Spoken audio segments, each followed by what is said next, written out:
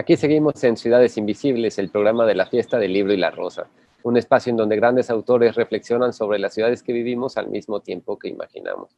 Y ahora la siguiente cápsula, Elvis. Vamos a ver un video de Beatrice Alemagna, que es una escritora e ilustradora que tiene un trazo, César, muy fresco, muy divertido, muy intrigante. Siempre tiene personajes curiosos, que a veces son animales, a veces son personas, y todos siempre tienen una relación bien importante con su entorno. Todos ellos son habitantes de ciudades detalladas, de parques, de plazas, de rincones normalmente invisibles.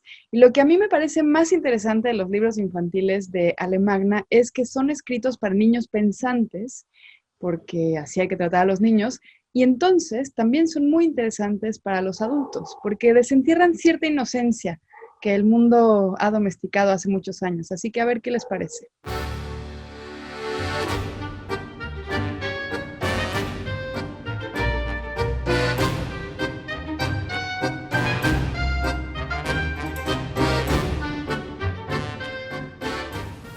Hola, ¿qué tal? Je suis Beatrice Alemagna. Je suis un auteur, illustratrice italienne, mais j'habite en France depuis plus de 20 ans. Et je fais jusqu'à aujourd'hui plus d'une quarantaine de livres, des livres qui sont pour enfants, où j'écris et je raconte et j'illustre des histoires. Et dans chacun de ces livres-là, pratiquement depuis le début de mes livres, il y a quelque chose qui est présente, qui est sous-jacente, qui est cachée, qui fait un peu le décor et le personnage à la fois de mes livres. Et cette chose est bien la ville. Et la ville est quelque chose qui m'accompagne depuis toujours en raison du fait que j'ai un père qui était architecte, donc qui m'a beaucoup sensibilisée à l'architecture. Mais j'ai aussi considéré justement les immeubles comme un véritable décor en fait de la vie des êtres humains. En tout cas le mien, puisque je suis quelqu'un qui a toujours été très citadine, très urbaine. Et je pense même que l'une des raisons pour laquelle je suis venue habiter en France, bon c'est un détail, ça n'intéresse peut-être personne, mais c'est aussi à cause de la beauté des immeubles de cette ville et de comment cette ville en fait m'a toujours inspirée et a commencé à habiter mon imaginaire. Dans chacun de mes livres, en fait, depuis le début, la ville est présente, elle est sous-jacente, elle arrive comme un décor et puis elle accompagne l'histoire et les personnages. Je pense par exemple à un de mes tout premiers livres, Après Noël, un livre que je fais en 2000 et qui a été publié en 2001. Ces livres parlent donc de ce qui se passe dans la période de l'après-Noël et les sapins de Noël qui sont à Paris en tout cas énormément abandonnés dans les rues et que donc deviennent partie du décor de la ville. Et c'était un prétexte pour moi en fait pour parler, pour raconter cette ville-là, pour la montrer, pour la décrire. J'ai découvert ainsi, donc je vous parle de l'année 2000, du moment où je fais ces livres-là, j'ai découvert ainsi le collage. La ville est ici presque une composante principale en fait de la narration. Quand je parle de ville, je parle aussi de mémoire de ville, de quelque chose qui touche à mon enfance, dès par le fait que j'ai toujours beaucoup voyagé et observé les villes et parcouru les villes. Donc il y a souvent une déambulation dans les villes, dans mes livres. Et notamment, je pense à deux livres en particulier où la sortie dans la ville devient le moment de la solution de l'histoire. Je pense donc au Merveilleux de Duvelu-Petit, qui est un livre qui date de 2014 et dans lequel une petite fille est à la recherche de ce merveilleux de Duvelu-Petit. Et ce petit, en espagnol, il a été appelé le Maravilloso Mini Pelicoso. Et cette petite fille décide donc d'aller chercher ce Maravilloso Mini Pelicoso dans la ville et commence alors sa déambulation, sa poursuite de cet objet mystérieux dans les rues, au milieu des vitrines, au milieu des commerçants. Et voilà, c'est tout un ensemble de pages où la ville est le décor principal de la petite fille. Il y a là toute une histoire en fait du rapport à la ville, du rapport à l'échange avec les gens de la ville, du rapport à l'imagination que la ville peut créer, peut suggérer, et à tout ce qu'elle peut justement permettre par ses rues, par ses immeubles, par son organisation en fait. Où la petite Eddie en fait déambule à la recherche du velu petit et où l'on peut effectivement découvrir des tas d'immeubles, de palaces, de ruelles, de petites choses qui font partie d'une structure de la ville. Mais alors, évidemment, les villes que je dessine ne sont pas des villes véritables, elles sont aussi parfois... c'est pour ça que je dis aussi qu'il y a souvent des villes cachées dans mes villes. C'est qu'il y a plutôt des forêts, d'assemblages étranges de choses qui sont parfois organiques et pas. Donc on a des arbustes, on a des arbres, on a des fontaines, on a des verrières, on a des porches, des portiques, des escaliers. Tout est bon pour que cette ville devienne elle-même un personnage réel et véritable, un héros en fait de l'histoire. Cette fête aussi, cette fête de ville qu'on retrouve dans Le fabuleux désastre d'Harold Snipperpot, qui est un livre donc de 2018, plus récent que le du Velu petit, et où ce petit garçon vit une histoire un peu rocambolesque et très compliquée, parce que ses parents décident de lui faire une fête à laquelle arriveront, donc en ville, tous les animaux du zoo. Alors là, c'est le contraste entre l'animal et l'urbain, entre le violent et le raffiné. Mais c'est juste au moment où Harold, le petit héros de l'histoire, décide de sortir de chez lui et d'aller donc dans la ville, que l'histoire commence à se résoudre. Alors voilà là une image que j'aime beaucoup, une image de foule, parce que ville, en tout cas grande ville, signifie aussi foule, signifie rapport avec les gens. Donc tous ces gens qui attrapent leur téléphone, leur smartphone pour pouvoir filmer la scène de Harold sur son éléphant qui parcourt la ville.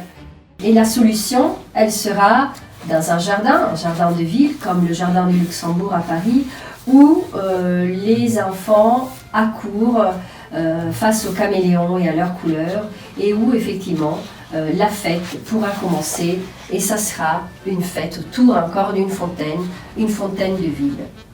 Mais le livre vraiment par excellence, où j'ai décidé de déclarer en fait mon amour total pour la ville, est sans doute un de mes livres le plus apprécié ou le plus primé peut-être jusqu'à aujourd'hui, qui s'appelle Un lion à Paris, et où la ville devient structure, devient personnage, devient signe graphique, devient décor. La ville est absolument le vrai héros de ces livres-là. Donc c'est l'histoire d'un lion qui quitte sa savane et qui arrive en ville.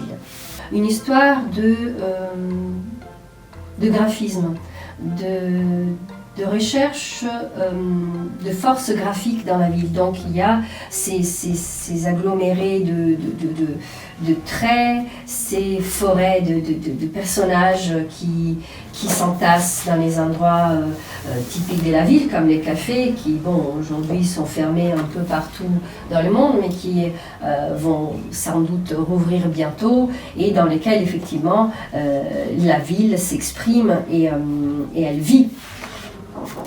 Être aussi la raison d'un questionnement. Pourquoi je suis dans cette ville, qu'est-ce que je fais ici, et comment cette ville elle va pouvoir m'aider à me trouver. C'est une histoire d'identité qui se résout par la place en particulier du lion, et cette place-là, est donnée par la ville de Paris.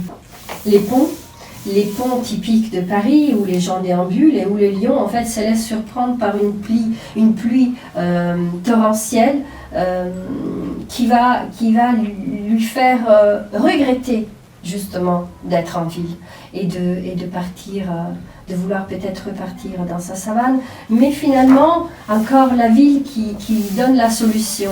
Donc un énorme musée comme le Centre Georges Pompidou, utilisé ici comme un écran de joie, en fait, là où le soleil enfin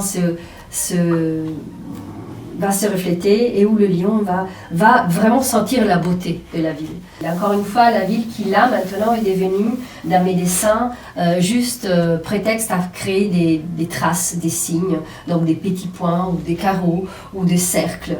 Voilà comme la ville peut devenir aussi un élément simplement graphique pour moi.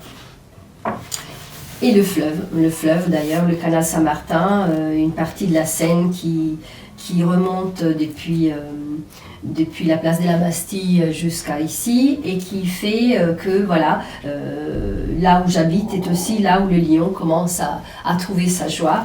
Et donc il déambule sur cette Seine. Et il se trouve finalement dans une place, évidemment la place comme partie intégrante et centrale d'une ville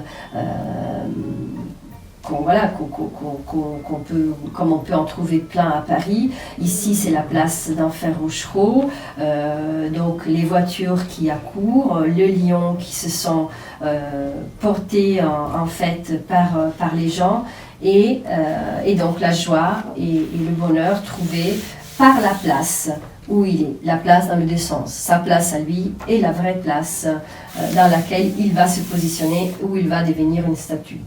En dernier, je voudrais juste vous montrer une image dans La gigantesque petite chose, qui est un de mes livres, un livre de 2011 qui va être réédité en 2021.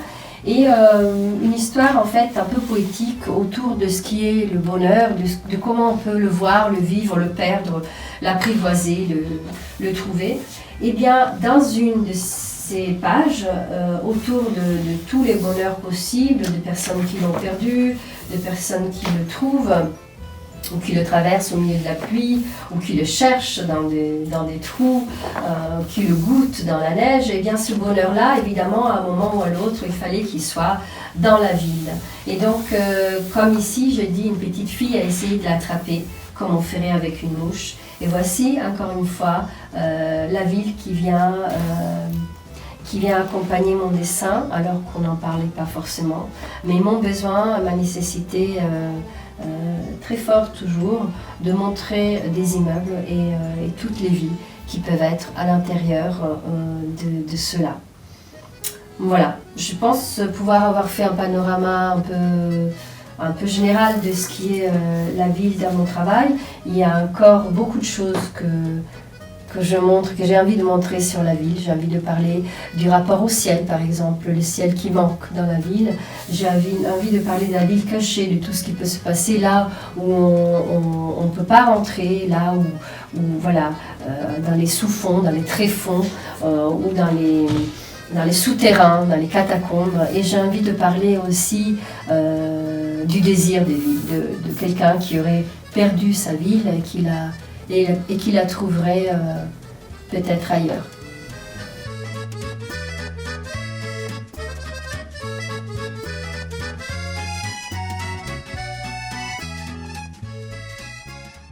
Si ustedes que nos acompañan tienen curiosidad por conocer la obra de Beatrice, les recomiendo el álbum ilustrado Cosas que vienen y van, que habla sobre los cambios que vivimos. Y hay otro libro que a mí me interesa mucho, o sea que la verdad es que no lo conozco, pero de la bibliografía que vi de ella me interesó. El pequeño gran bubú, que trata sobre un personaje pequeño, ansioso por demostrar que es más grande de lo que los demás piensan.